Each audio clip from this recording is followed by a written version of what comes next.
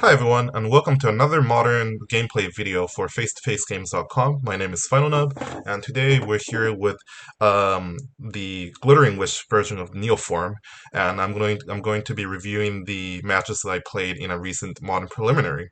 Now, we've seen uptick in Neoform play online ever since maybe like a month ago.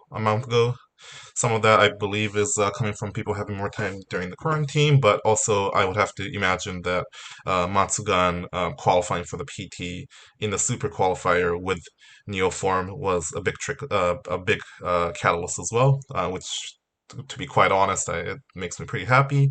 I've had several people reach out to me and ask me if I was going to do another piece of content for Neoform. Since there's not a lot of literature or video on Neoform, so here I am.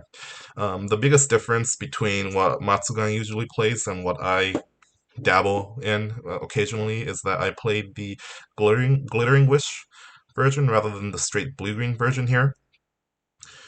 Before we getting to that, one of the most common questions we had was, is the ban of Once Upon a Time going to ruin this deck?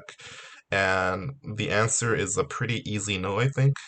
And in fact, like both me and Matsugan were like down to like two or one or even zero Once Upon a Time by the end of the well, the Reign of Terror for Once Upon a Time. Um, I'm just gonna talk about the list a bit here. I believe that the Glittering Wish list is generically better, more powerful and consistent in a vacuum. But I think there are metagames when one or the other is superior. Um, right now, the leagues and the preliminaries and the super qualifiers are, I think, infested with companions. Whether it's like a Lurrus Burn or a Lurrus like four color, three color good stuff deck, or a Yorion control deck, featuring like Uro and whatnot. And I feel like we don't have to race as much, and a bit of consistency and resiliency would be more helpful. So that was my theory, and that I took that theory into the preliminary. So just a basic rundown of the list here. I'm playing 15 lands. Generally, lists do play 13 or even 14 lands. I've just found that like often than not, you're keeping like one landers that is like perfect if you draw land.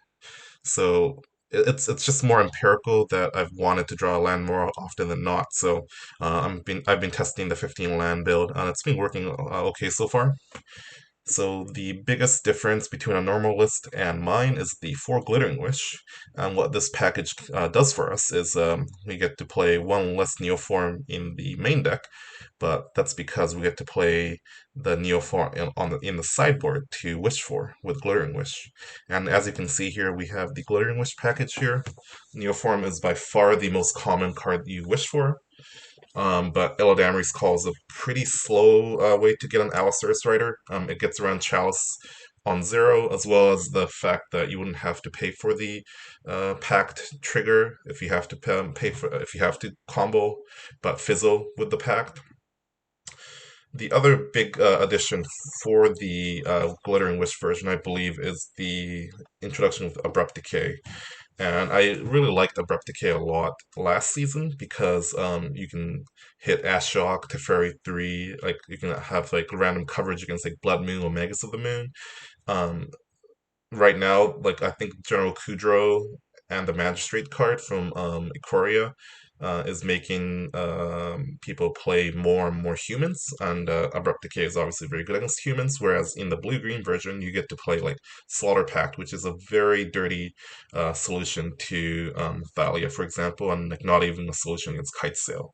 And I've always hated that card actually. I prefer Engineered Explosives, but Abrupt Decay is a green card that is a catch-all, which I really like. The rest of the list is pretty self-explanatory here. We're one of the few decks that can actually play Veil Summer in the main deck, and the reason why we do that is so we can streamline uh, the the post-board 60 plan for like a variety for the format basically, and that just means that Veil Summer was picked as the most main deckable card in the 75, and it just happens to be good against a bunch of random cards as well, such as Discard or Counterspell. I'm playing two Grizzlebrand, not one, for a few reasons. One, I find that Glittering Wish version lends itself to be able to play a bit of a longer game, wishing for Guttural Response, which is another card that we don't see very often. The play pattern of wish for a guttural response and then next turn play Neoform with guttural response backup is a common one. So that means that we get to play a lot, on average, a longer game than the blue-green version, and that's also the reason why I'm up on the land count as well.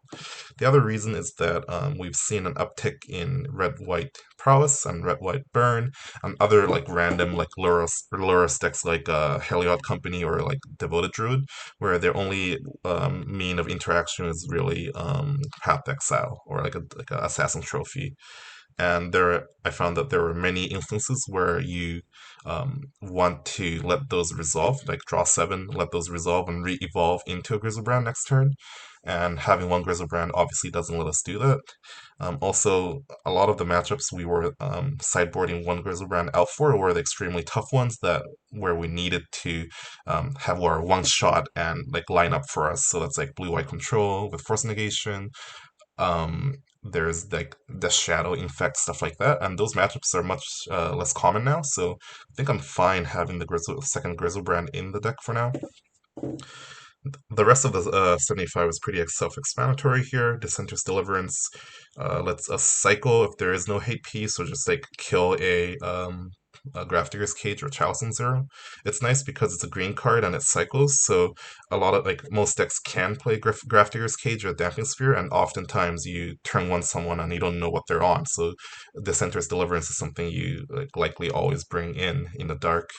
And then we have the 4-pack negation for the counterspell decks and the 3 ley lines for discard decks. Now, it's very rare that my configurations ever bring in the Leyline Sanctity, even against Burn and Prowess, and that's because our plan A is like vastly better than their plan A and their plan B. So the way we lose those matchups is actually like getting cheesed out by Path deck Cell Skullcrack from Burn. So I actually do bring in the blue packs over the white ley lines in those matchups. And plus, like prowess is like much less about the burn spells and much more about like prowess. So that's why I don't like bringing those in those matchups. Anyways, that's a summary of my list that I played into the preliminary last week, and we're gonna run in and do a bit of a recap and analysis on my 5 matches. So thanks for watching, and I'll see you in the round 1 video. Bye bye.